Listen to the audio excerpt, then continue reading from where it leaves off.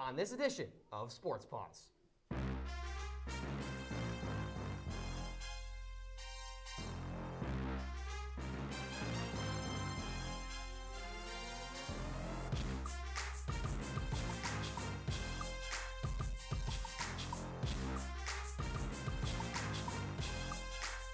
Welcome into this edition of Sports Paws here in the Media Suite Studio 125. My name is Chris Longchamp. Alongside me here is Eric Kerr. Eric, we got a lot to get to tonight, so let's just jump right in, shall we? Yes, we got to jump right into it indeed, Chris. We have a big show, and we're going to start off with the NBA Finals. This is the Miami Heat trailed the Los Angeles Lakers 2-0.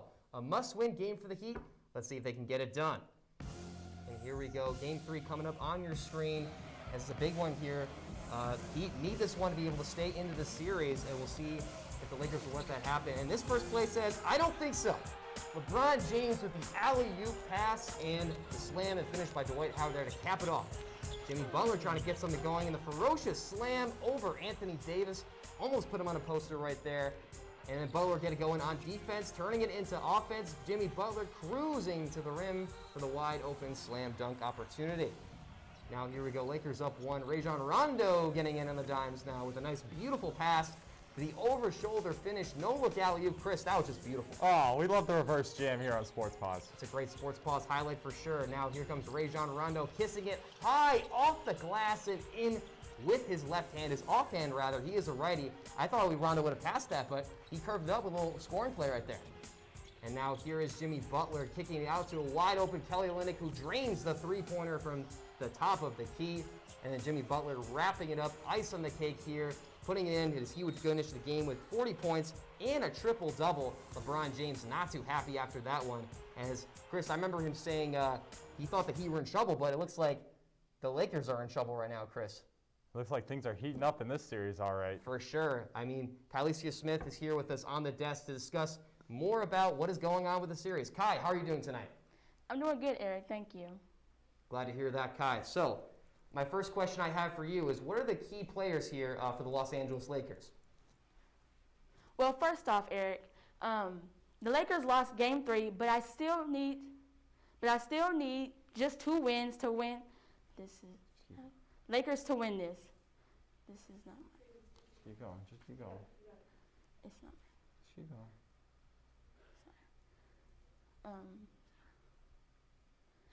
So, well, first off, Eric, the Lakers need to dominate defensively.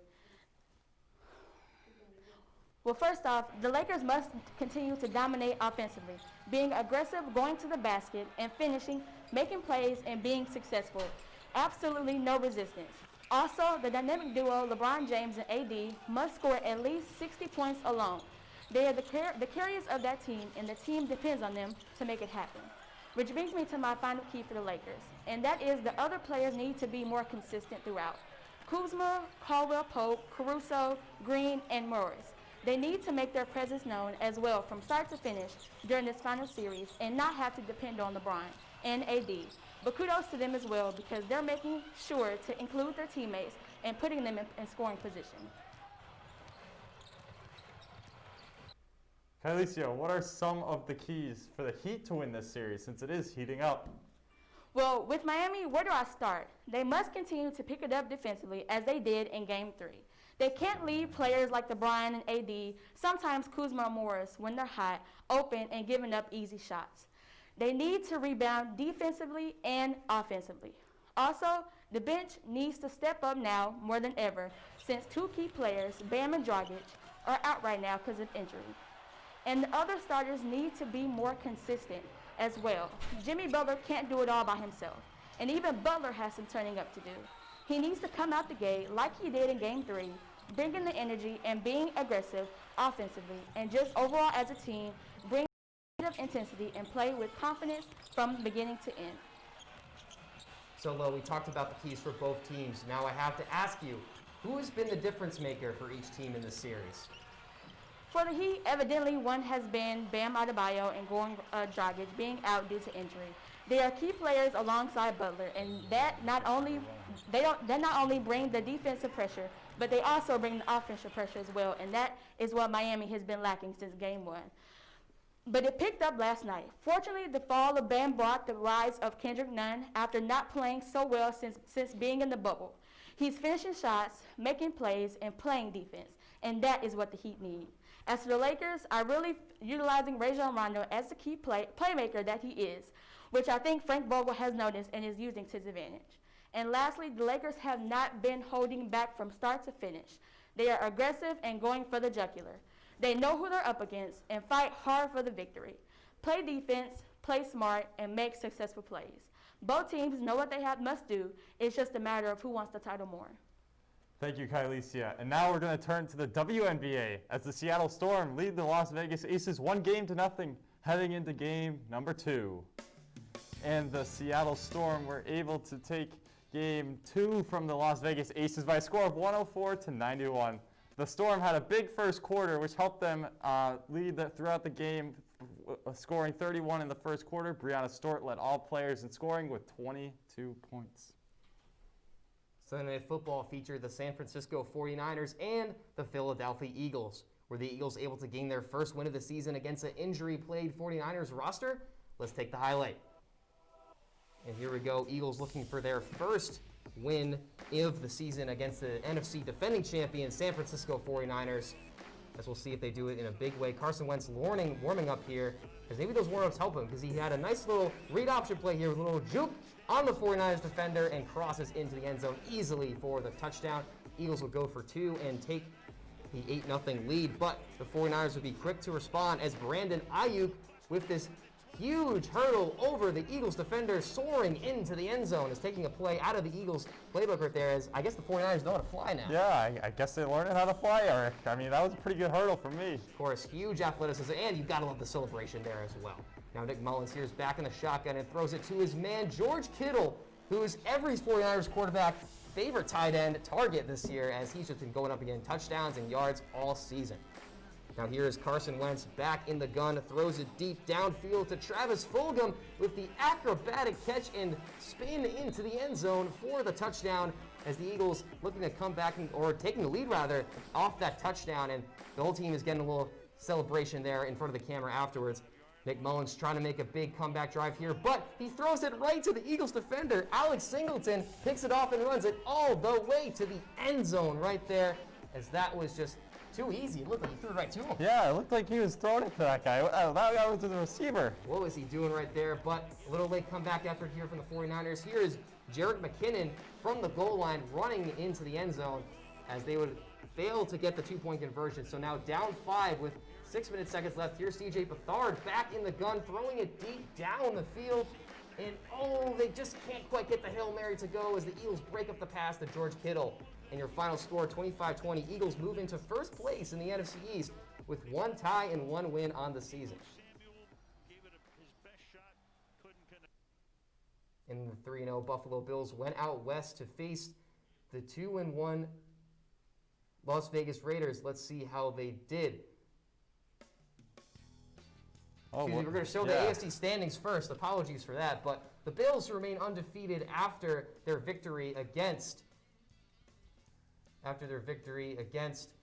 the Raiders. Join the Titans, Steelers, and Chiefs with no losses at the top of the AFC. The Browns, Colts, and Ravens all fall below the top teams, tied with 3-1 records. Patriots, who are still in play against Kansas City Chiefs, stand at 2-1, while the Raiders are after them with a record of 2-2. And now let's switch to the NFC standings, as they're going to be coming up on your screen. The Seahawks and Packers remain as the only undefeated teams in this conference, while the Buccaneers, Bears, and Rams are all tied for the third place spot with records of 3-1. The Panthers, 49ers, Cardinals, and Saints round out the next 4 spots, tied with a 2-2 record. Let's take a look at the notable upcoming games in the NFL for Week 5. The Battle of Pennsylvania gets the NFL started as the Steelers are facing the Eagles this week, who just come off a win, as we saw there, against the 49ers. The undefeated Seattle Seahawks and the 1-3 Minnesota Vikings go at it on Sunday Night Football. And finally, the Saints and the Chargers play on Monday night in LA. The game should be a good one, as the Chargers look to break their 3-game losing streak.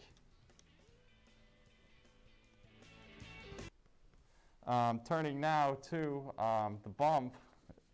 Turning now, we're going to take a little short break here. Up next here on Sports Paws, an interview from the Quinnipiac women's ice hockey coach Cass Turner, and the MLB playoffs are in full swing.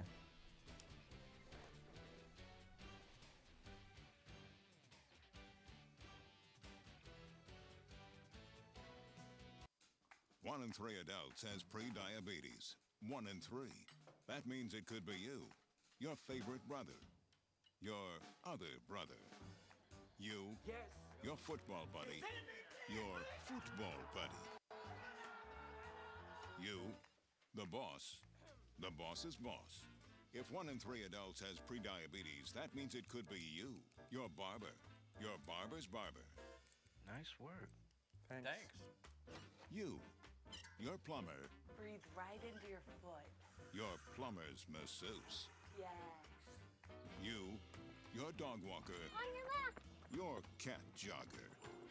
Or you, your co-pilot, your co-pilot's co-pilot. While 1 in 3 adults has pre-diabetes, with early diagnosis, pre-diabetes can be reversed. Take the risk test at doihaveprediabetes.org to know where you stand.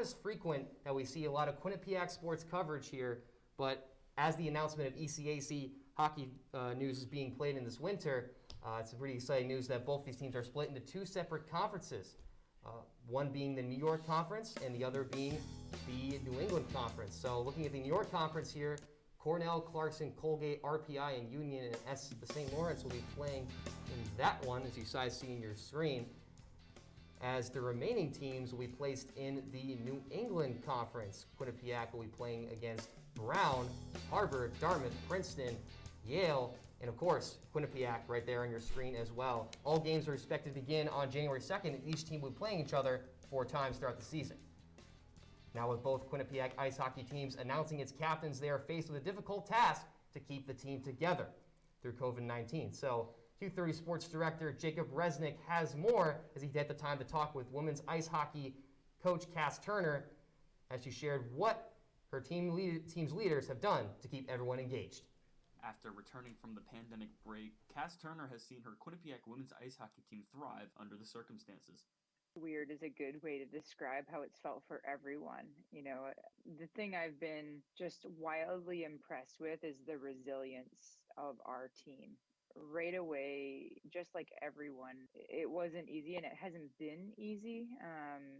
Just as they've navigated being away from one another, but their outlook and their support for one another has been absolutely impressive. And the things that they've accomplished and how they integrated our first year players into the group, how they got creative in ways to do that before they ever even physically met them, has been really impressive. So it's been weird, but at the same time, I think we've learned new skills, and I think that we now have a different perspective that we didn't before. Losing key players like goalie Abby Ives and leading scorer Sarah Ev Kutu Godbu was never easy, but Turner is excited by the team's new leadership core.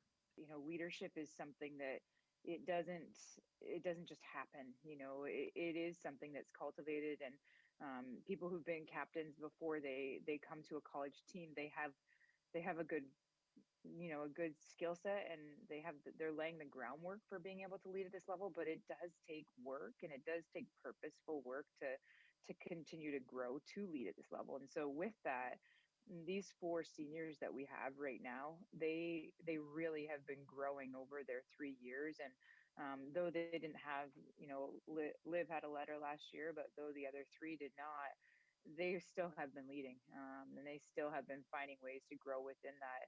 It's certainly challenging every season when you graduate a senior class, and it takes on a new identity for the team. It takes on a new identity for individuals, and that's always the really fun part. Is no team is ever the same. No dynamic between the group is ever the same, and so leaders with different skill sets, they find ways to lead a group in the right direction. So this group of seniors, I'm confident they're going to do a great job, because they've already shown that through the spring, the way that they worked as a full group of seniors, not just the people who've been named as captains, to impact our team and help everyone to be included in that inclusivity amongst our first years. It's been really fun. For Sports Paws, Jacob Resnick, Q30 Sports. The MLB playoffs starting to pick up here, and starting with the MLB wildcard round. The New York Yankees took Game 1 of the best-of-3 series against the Cleveland Indians. Could the Yankees win the series, or would the Indians stave off elimination? New York has a 1-0 lead as we start here in the top of the 4th inning. The Indians have a 4-1 lead, but Gio Urshela hits a grand slam to put the Yankees on top and give the Bronx Bombers some life.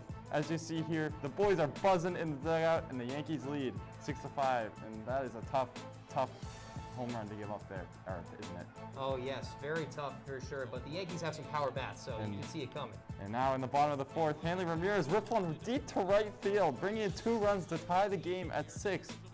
And then Gary Sanchez is going to try and make the play here at the plate, but it does not do it. And this one is all knotted up at 6 here, Eric. What a game so far. We got back and forth action here. Top of the 6th now, Gary Sanchez trying to get some redemption. He'll take this one out of the park. A home run to give the Yankees an 8-6 lead. But the Indians were not going to go down that easy. There's lots of scoring left. This time it's Jordan Luplow. Hits one off the base of the wall. Big play from the Indians. 2-run double, and it gives Cleveland some life once again. And you'll see there that they are fired up to get those 2 runs in, Eric. Yes, they're trying to get some energy to get back in this game, Chris. Tie ball game. Or no, we're going to see a nice play here from the Yankees. A nice little 1-2 double play right there to end the inning and get out of the jam. But here, it's DJ LeMahieu up the middle, base hit. It's going to break the tie. Huge play. The Yankees go up 10-9, and LeMahieu's having a big season for the Yankees. And we're going to see here one last chance for the Indians to try and tie it, but did he go around? Yes, he got it. He got him to go around, and the Yankees will take this one and advance to the American Divisional League Series here. All right, and now we got some Houston Astros coming at you. We're able to complete the series sweep as they beat the Minnesota Twins 3-1. Carlos Correa hit a home run in the top of the 7th inning to put the Astros up 2-1 at that point in the game, and Michael Brantley scored in the top of the 9th to put the Astros up 3-1. The Astros will play the Oakland Athletics in the AL Divisional Round Series. The Atlanta Braves look to take care of business against the Cincinnati Reds. This is the Game 2 win. They move on to round 2 in the divisional round. Braves standing at the number 2 seed against the Reds at number 7 seed. As one more game will hit the Braves to move on to the next round.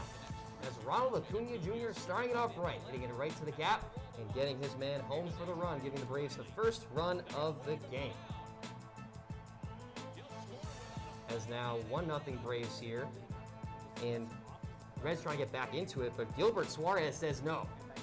Striking out the Reds there on the defensive side, and then the Braves are just getting more runs here. Here's Marcell Ozuna sends this one deep. And then Adam Duvall says, you know what, I'm going to join in the home run party too. Slamming that one out to left field, as this will be all Braves to finish this one. As they close it out. Here's the fly ball, the last out of the game, caught by the Atlanta Braves in left field. 5-0 final score. Braves moving on to the next round. Now the San Diego Padres look to bounce back against the St. Louis Cardinals after losing Game 1. The Padres would win Game 2, forcing a Game 3 between the two. And what happened? Well, in Game 3, the Padres would take the W. It was a bullpen game for San Diego pitching as the strategy was successful. And the St. Louis bats totaled just 4 hits with no runs scored. Eric Hosmer hit a double, which drove in the first run of the game. From there, the Padres wouldn't look back, tallying 3 more ones to win, 4-0. Now with the Padres and the Cardinals finishing Game 3, this wrapped up the first round of the MLB playoffs. Let's take a look at what the brackets look like as the postseason heads into round 2. Starting with the American League, the number 1 seeded Tampa Bay Rays will be facing off against another divisional rival in the New York Yankees for round 2. In the bottom half of the bracket, the Houston Astros will also look to take on another divisional foe in the Oakland Athletics. The Astros took Game 1 against the Athletics today, while the Yankees and Rays are currently in the middle of their Game 1. And now for the National League side. The number 1 seeded Los Angeles Dodgers will be taking on the San Diego Padres in round 2, while the Miami Marlins will be playing number 2 seeded Atlanta Braves. The National League starts a semifinals game tomorrow afternoon at 2. Now Q30's Will Fowler joins us live for more insight on the upcoming playoff baseball games. Will, how are you feeling tonight? Guys, I'm good. Could be a little better. Yanks are down right now to the Rays in Game 1, but I'm excited to talk about the best sport on earth. Of course. So, Will, with the MLB playoffs remaining, who are the key contenders and pretenders that are left in this MLB playoffs bracket? Yeah, this is always a bit of a tough question because we're talking about the postseason. We're not talking about April or May. We're talking about all of these teams that have proved themselves as contenders. But if we're talking about 3 big contenders, I think you have to start with the New York Yankees. This is a team that I think, when fully healthy, are the best team in baseball, and we saw that for much of the regular season. Obviously, they were dealing with injuries, which is why they ended up with the 5 seed and not something a little bit higher. But this lineup scored the most runs in the American League, 315, 5th in home runs with 94, 5th in OPS.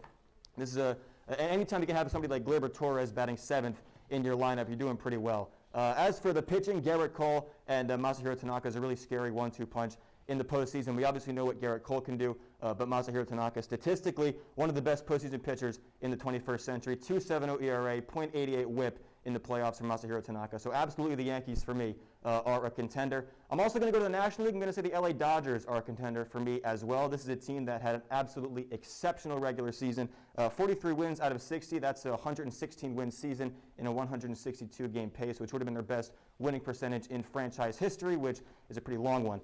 This is a lineup absolutely filled with stars: Mookie Betts, Cody Bellinger, everybody. To 1 through 9, it's absolute talent. And then we know about Clayton Kershaw and Walker Buehler. And that rotation, the bullpen, very good as well. My third contender is actually the team that they're taking on in the National League Division Series. I'm going to go with the San Diego Padres as a contender for the World Series. We talk about the Padres. It all starts with Fernando Tatis Jr. I think that's where the Padres start. That's where the Padres end. But he's anchored by a really solid group of supporting cast members: Manny Machado, Eric Hosmer, Will Myers, Rookie of the Year candidate Jake Cronenworth. A very talented lineup, 4th in the MLB in home runs. They don't call it Slam Diego for no reason. Pitching-wise, Mike Clevenger and Dinelson Lamet is a really sneaky good 1-2 punch at the top of the rotation, and the bullpen is obviously, as advertised, one of the best ones in baseball. It's tough to talk about pretenders, I think, in the postseason because, like I said, they're all contenders. They've all made it to the second round. But I'm going to start my pretenders list with the Oakland Athletics. This is a team that made their way to the top of the American League West, but statistically, nothing really to shake a stick at. 25th in the league in average, 15th in on base, a really middle-of-the-pack offense, and maybe the biggest key is no Matt Chapman, their all-star third baseman, is out for the rest of the season. Their best hitters have been Tony Kemp, Robbie Grossman, and Sean Murphy. That's nothing to be too confident in. The bullpen is exceptional. The rotation could use some help. My second pretender is actually the team that they're taking on in the American League Division Series, the Houston Astros. I know that they're the World Series champions. They've got the players. But when it comes down to it, this is a team that was a sub-500 record in the regular season, 29-31. The offense has not been what it was in years past. Aside from George Springer, the offense itself has been pretty trash, no pun intended. They got lucky to run into the Minnesota Twins in the first round, a team whose last playoff win came, before color television was invented. I don't think they have a chance, really, against the winner of the Yankees-Rays series, and nor do I think that the Athletics do, to be fair. So that's why they're being thrown into the pretenders list. Finally, my third pretender. I hate to rag on them, but the Miami Marlins, I don't think I'm surprising anybody. But I don't want to rag on them too much because this is a team that in May was described by Sports Illustrated as, quote, another lowly year for MLB's forgotten franchise. What do? They go and they went and finished second in the NL East. It's a very talented squad. The rotation is anchored by Sandy Alcantara, Sixto Sanchez, a duo that could be really good in 3 or 4 years. but the talent I don't think is there right now to mount anything serious against the Atlanta Braves or potentially the Dodgers, the Padres in the NLCS. So there we have it, my 3 contenders and my 3 pretenders for this stage in the MLB playoffs. All right, Will. So who are some of the key players in this playoff so far? You mentioned some of the teams, but now we got to focus on the players. So who are some of those? Yeah, I'm going to swing right back around to San Diego. My favorite player in the league, Fernando Tatis Jr., absolutely is a key player for me. One of the best players in the wild card round, batted .455, 2 home runs, 5 RBIs. Like I said, San Diego starts and finishes with what this 21-year-old superstar can do. It's kind of funny, actually, because we're talking about a team with MVPs, World Series winners, Rookies of the Year, Cy Youngs, and we're talking about this 21-year-old kid who's in his 2nd year in the league, but absolutely a superstar already, if not the face of baseball. I'm also going to go for Clayton Kershaw as a key player. His postseason struggles in recent history have been very well documented, career 4.5 ERA in the postseason. But he did pitch very well against Milwaukee in his first start in the wild card round. 8 scoreless, 3 hits, 13 Ks. We've seen it time and time again. The Dodgers need their ace in the playoffs if they're going to raise the Commissioner's Trophy at the end of October. They haven't yet, and it's largely because of Kershaw's performance, or rather lack of performance in October. Walker Buehler's a good starter. He's not the kind of player you want starting World Series Game 7. Clayton Kershaw is. We just haven't seen it in the postseason. And finally, I am going to circle back around to Miami. I'm going to go for Sandy Alcantara. I don't want to rake them off entirely here because it is baseball, and as one of my favorite radio commentators says, that's baseball season. Anything can happen when we're talking about October. But Sandy Alcantara is going to be the most important player for the Miami Marlins. He's going to be starting Game 1 against Atlanta, and he's by far and away their best pitcher. If Miami can't win Game 1, and I don't know how much of a shot they have at winning the rest of the series, but if they can't steal a game through Alcantara, then anything can happen. All right, so Will, last question for you. In your mind, who is in the World Series right now? Yeah, this is tough because I'm trying to keep my bias out of it. But truthfully, I do think, like I said earlier, a fully healthy New York Yankees squad is the best team in the American League. So I do have the Yankees in the World Series. The best team in baseball when healthy. This is the core group of players that need to get to a World Series. They came together in 2016, 2017. Aaron Judge, Gary Sanchez, Gleyber Torres. They've yet to get to the biggest stage in baseball. They have to eventually. Why not this year? 22 runs in 2 games against Cleveland, and it was against the favorite for the American League Cy Young, and Carlos Carrasco is not too bad, and like I said, the most runs scored in the American League. Out of the National League, bit of a surprise here, but I'm going to go for the exciting San Diego Padres. I do like them a lot out of the National League, maybe more than some people. This lineup is just so exciting. Fernando Tatis at the top, but then you've got players like Manny Machado, Eric Hosmer, Will Myers, all guys who we were expecting to see perform, and they finally have in 2020. It was 3 years post-due, but they're finally performing. My winner, I've been on the bandwagon since May. I've invited new people onto the bandwagon. It'd be pretty foolish of me to go away from them now. So I feel like Lee Corso, I have to go with the San Diego Padres to win the World Series this year, guys. Will, I'm with you as well. I love the San Diego Padres as well. Fernando Tatis Jr. is a stud, to say the least. He's exciting. He's always exciting to watch. And when we come back here on Sports Paws, the Stanley Cup playoffs are over. Find out who won, and the National Football League sees its first couple cases of COVID-19. We'll be right back.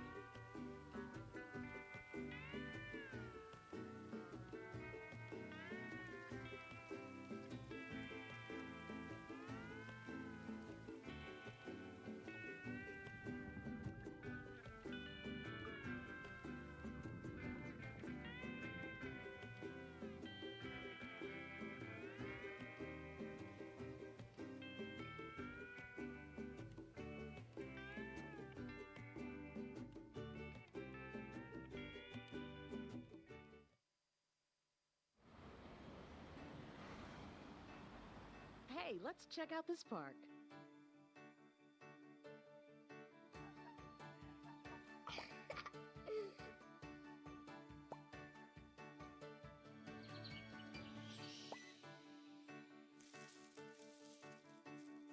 Oh, wow! pretty cool. To find a great local park or forest near you, go to discovertheforest.org.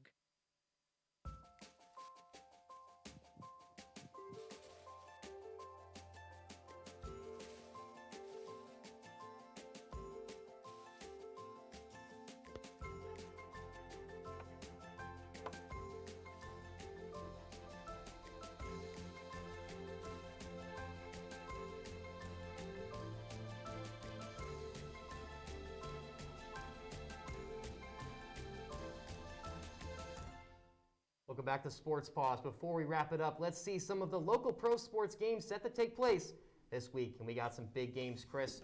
To start off, obviously, the Yankees and the Rays is going to be a big game coming up. Big playoffs games right there. And then for football, of course, we have the Giants and the Cowboys rivalry game there, and then the Jets and the Cardinals. I do love seeing Kyler Murray, so that'll be a big game as well. And also the Patriots and the Broncos, Sunday 4:25 slate. We'll see if the Patriots are able to get a win with Brian Hoyer as the starting QB. Oh yeah, Eric. Oh yeah, definitely. Well, Bobcat Nation, I'm afraid that is all we have time for this week. For more things Q30, check out all our content on Q30TV.com, as well as subscribing to the Q30 Television YouTube channel and following our Twitter at Q30 Sports. Lastly, don't forget to download the Q30 TV app on your iOS or Android device. For all the producers and everyone working hard behind the scenes to make this show possible every Monday night, I'm Eric Kerr. And I'm Chris Longchamp. Have a great night.